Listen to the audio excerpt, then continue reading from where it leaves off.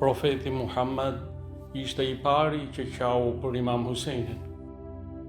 Është transmetuar nga Esma bintu Umejs se ka thënë: Fatimeja mbeti shtatzën me Hasanin dhe Husejnin. Kur lindi Husejni, paqja qoftë mbi të, profeti sallallahu alaihi wa ali erdhi tek unë dhe më tha: O Esma, ma sill djalin tim.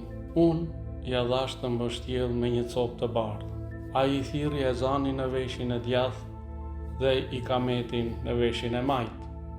Pastaj e vendosi në prehrin e tij dhe filloi të qaj.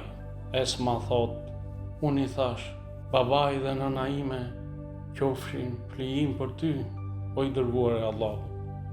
Përse po qan? Profeti tha: Po qaj për këtë djalin tim. I thash: Por ai sapo ka lindur. Profeti tha: O Esma, atë do ta vras një grup kryengritës e zullumqar. Allahu mos i përfshift në ndërmjetësimin tim. Pastaj tha: O Esma, mos ja trego këtë Fatimes, sepse ajo sapo ka kaluar lindjen.